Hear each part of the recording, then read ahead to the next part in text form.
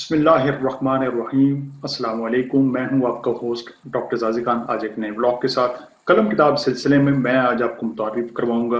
दो नई किताबों के साथ। अगरचे दोनों किताबें नई नहीं हैं, दोनों किताबें इत्तेफाक से 2007 में शाया हुई और एक किताब की जो मुसन्निफ हैं वो पाकिस्तानी हैं और दूसरी जो किताब हैं वो आलमी सतह पर पब्लिश हुई। उसके जो पब्लिशर हैं वो जो मुसन्निफ हैं वो एक प्रोफेसर हैं। दोनों दोनों को आप प्रोफेसर से समझिए कि दोनों शोबा तालीम से और तदरीस से और तहकीक से मुंसलिक हैं। इसमें जो पहली किताब है वो है रूलिंग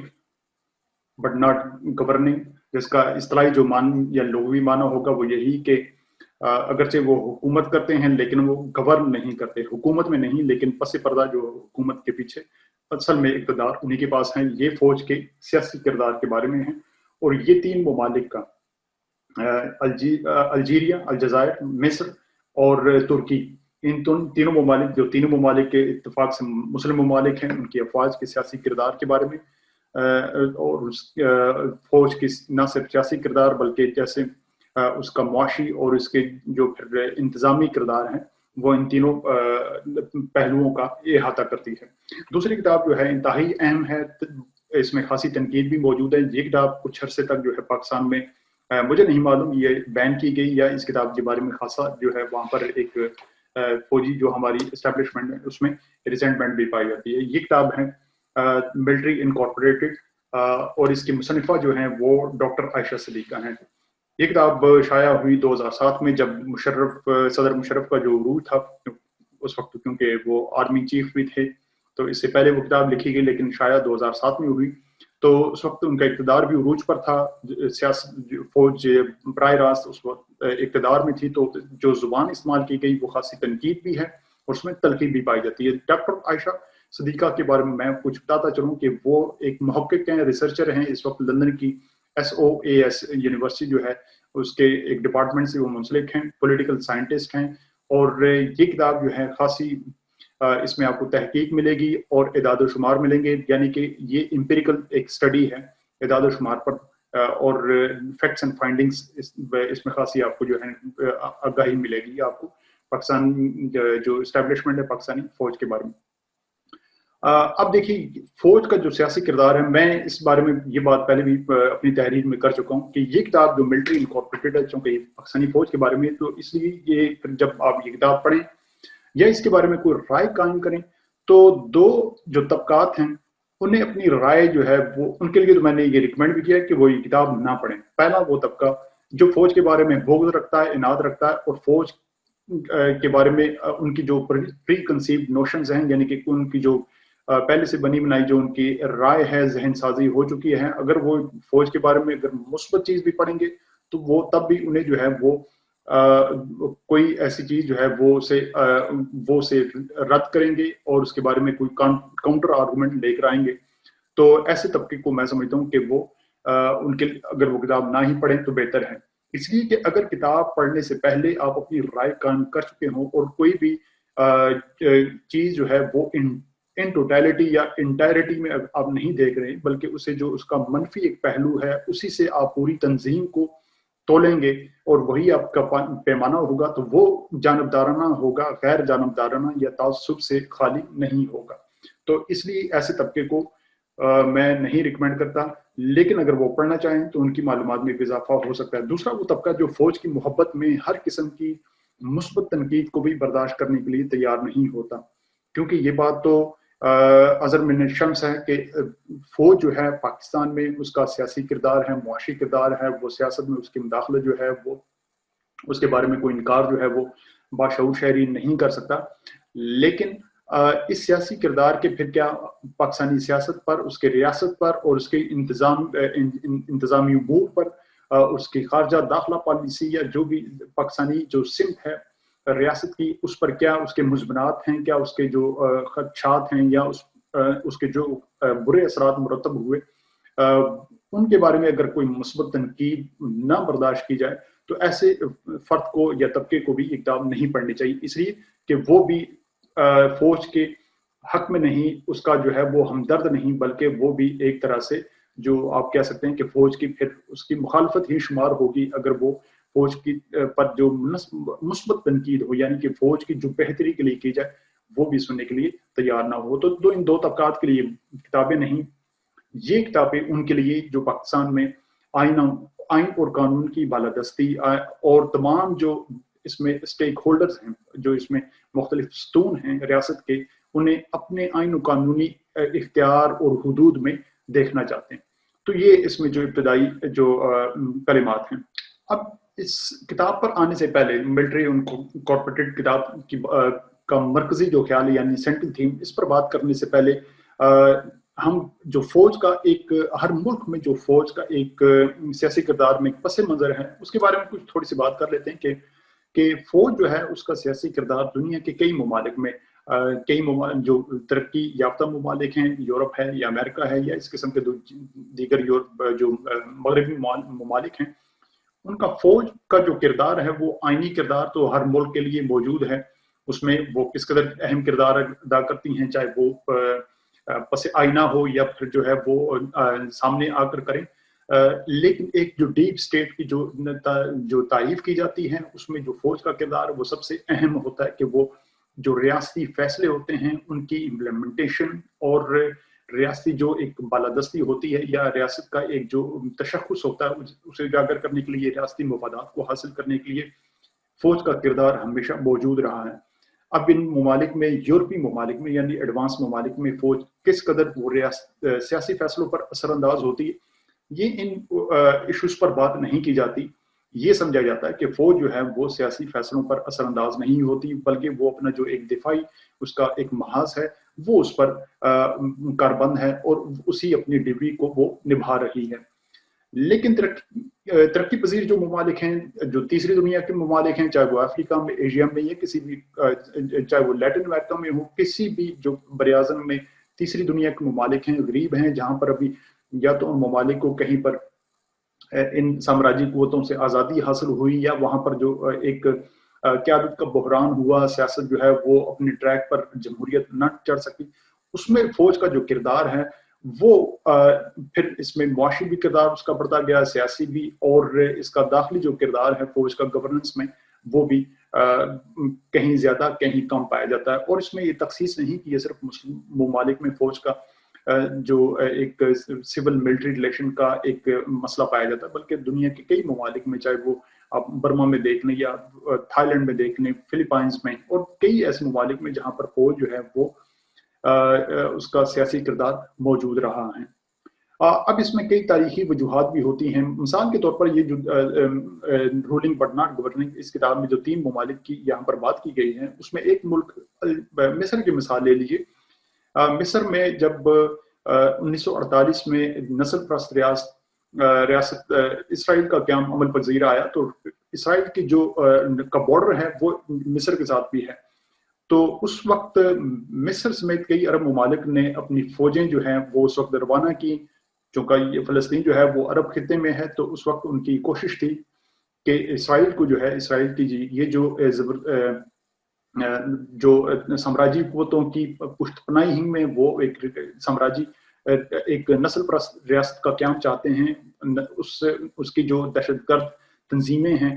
انہیں شکست دی جائے اور یہ ریاست نہ بننے پائے. لیکن بدقسمتی سے 1948 میں کئی عرب ممالک کی جو افواج تھیں، اگرچہ وہ ناپختہ تھیں، ان کے پاس اسلحہ اور اس قسم کے دفاعی ساز و سامان کی کمی تھی، اور اس میں انہیں شکست ہوئی. اور پھر جو زائنسٹ جو تنظیمیں تھیں، دہشت گرد تنظیمیں جو اسرائیل کے قیام میں جو سرگرداں تھیں، انہیں کامیابی ہوئی اور یوں ریاست جو اسرائیل ریاست کا قیام عمل پذیر آیا.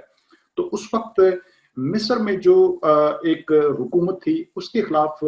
فوج میں ایک بہت ہی زیادہ ریزنٹمنٹ اور غصے کی کیفیت تھی، ایک رنج و علم بھی تھا، غصہ بھی تھا کہ اس قدر بڑا ملک ہونے کے باوجود ایک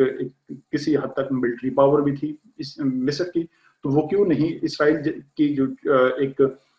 ناپختہ فوج اور اس پر اس کی جو دہشت گرد تنظیمیں تھیں انہیں شکست دے سکیں. تو یہی ایک وجہ بنی کہ پھر انہوں نے سول جو حکومت تھی، سول تو خیر نہیں تھی، ایک ملوکیت تھی، ایک جو آپ سے کہہ دیجئے کہ ایک شہنشاہیت چلی آ رہی تھی، بادشاہت، اسے پھر ہٹا کر وہ خود اقتدار میں آ گئے. اور پھر آپ نے دیکھا کہ جمال عبد الناصر کی نیشنلزم تحریک اٹھی اور وہ فوج کا کرنل ہی تھا. تو یہ اس قسم کی جو تاریخی عوامل رہے ہر ملک کے کہ جس میں فوج جو ہے یا تو سیاسی عناصر سے وہ بدزن رہی، سیاسی عناصر کو اپنے مسائل کا ذمہ دار قرار دیتی رہی، اور اس قسم کے عوامل رہے کہ جن کی وجہ سے فوج جو ہے ان کا اقتدار کے لیے ایک جواز بنتا گیا. ہم یہ موضوع چونکہ یہ طویل موضوع ہے، یہ پھر آنے والے وقت میں ان پر بات ہوتی رہے گی. ہم اس میں یہ بھی دیکھیں گے اسی موضوع سے متعلق کہ کیسے جو ہے وہ کئی اشروں کے بعد جب 2013 میں اخوان المسلمین کو مصر میں حکومت ملی تو کیسے وہ چند ماہ یا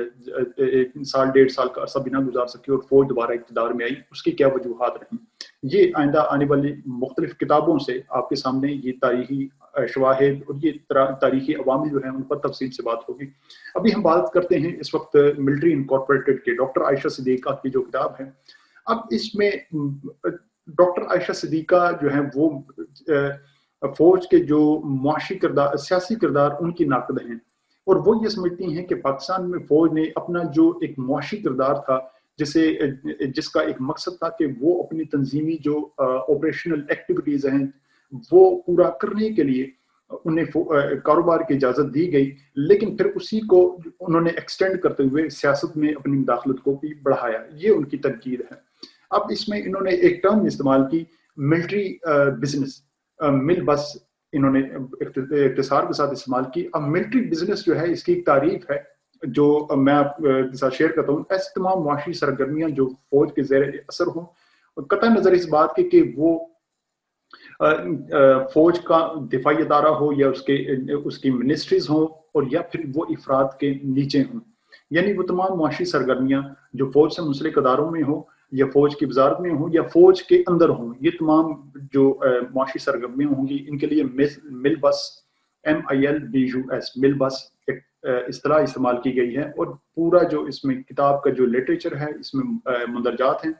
اور اس میں جتنی تفصیل ہیں وہ اسی اصطلاح کے ارد گرد جو ہے وہ بنی گئی ہیں. اب اس میں سوال یہ اٹھتا ہے کہ کیا عسکری اداروں کو یعنی فوج کو کاروبار کی اجازت ہونی چاہیے، اور اگر ہو تو کن شرائط پر ہو. یقینی طور پر فوج کو اب اس کے لیے بھی اس کے ساتھ کئی ضمنی جو ہیں وہ سوالات وہ بھی اٹھتے ہیں. فوج اگر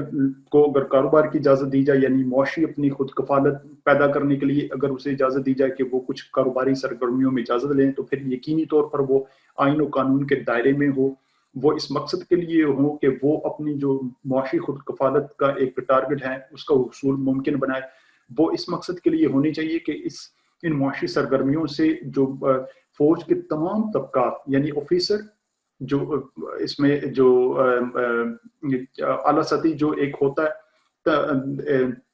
طبقہ اسے بھی، اور پھر جو اس میں جو عام سپاہی ہیں اسے بھی برابر کے اس کے فوائد حاصل ہونے چاہیے. ان مقاصد کے لیے تو معاشی سرگرمیوں کی اجازت دی جا سکتی ہے،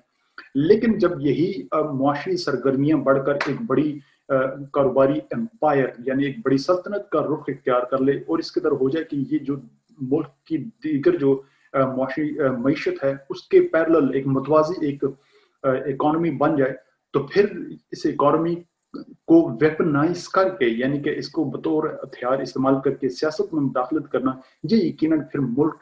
اور ریاست کے مستقبل کے لیے اور اس کے انتظامی امور کے لیے یہ کوئی اچھی بات نہیں ہوتی. یہی اس میں ایک لاجک اور ایک اس کی دلیل دی گئی ہے. لیکن اب اس میں کئی اس میں ضمنی سوالات بھی جیسے پیدا ہوتے ہیں کہ وہ یہ کہ پاکستان جیسے ملک میں فوج کو کاروباری سرگرمیاں کرنے کی اجازت کیوں دی گئی. تو اس میں جو اگرچہ اس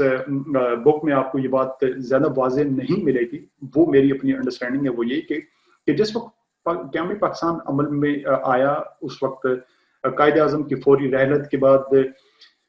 کئی حکومتیں بدلی. یہ بھی کہا جاتا ہے کہ 1947 سے لے کر 1954 تک 7 وزرائے اعظم اور اس میں 8 جو کیبنٹس ہیں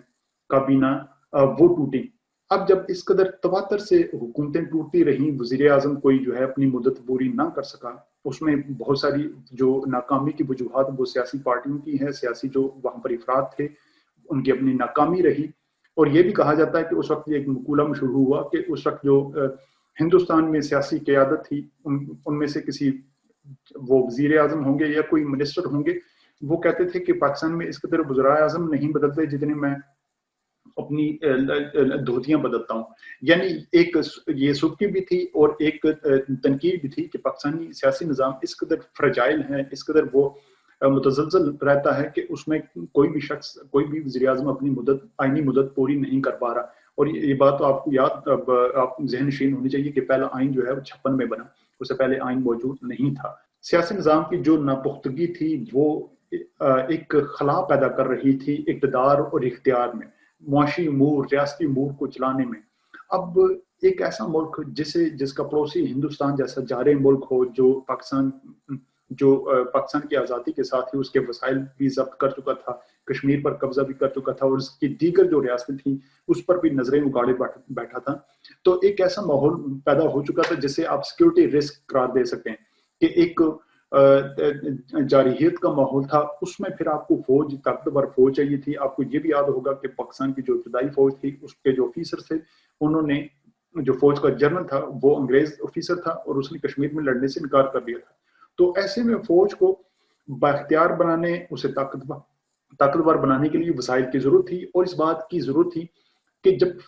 جب آپ نے ایک پیراڈائم یہ تشکیل دے دیا ایک ریاست کے بارے میں کہ وہ سیکیورٹی رسک ہے، یعنی اسے ہر وقت اس سیکیورٹی کا خطرہ درپیش رہے گا جب تک اس کا جو پڑوسی ہے وہ ایک جارح ملک ہے، اسے کسی وقت بھی حملے کا خدشہ برقرار ہے. تو پھر ایسے ملک میں فوج کو طاقتور بنانے کے لیے اسے اپنے وسائل پیدا کرنے کی اجازت دی گئی. اور میرے خیال میں یہی ایک پہلی وجہ بنی کہ جب فوج کی اپنی معاشی سرگرمیاں شروع ہوئیں اور پھر اس کا جو سیاسی کردار بھی بڑھتا چلا گیا. تو یہ اس کی ابتدا بنی، اور اس میں جو پہلی اینٹ رکھی گئی وہ تھی جنرل ایوب کی جانب سے. اب جنرل ایوب کو کن طاقتوں نے یا کن وجوہات نے ایک جواز فراہم کیا کہ وہ اقتدار میں آئیں، اور پھر انہوں نے آتے ساتھ ہی فوج کی جو معاشی سرگرمیاں ہیں، کون سی جو آئین و قانون سے ہٹ کر یا آئین و قانون میں رہتے ہوئے لیکن ایسی سرگرمیوں کو فروغ دیا کہ جو ملکی معیشت کو نہیں بلکہ فوج کے مخصوص ایک اسٹرکچر کو جو ہے وہ فیور کرتی رہی، یا اس میں آفیسرز کے لیے کیا جو ہے آسائشات پیدا کی گئیں. اور پھر یہ جو سرگرمیاں تھیں وہ کیسے بعد میں جا کر جو ہے وہ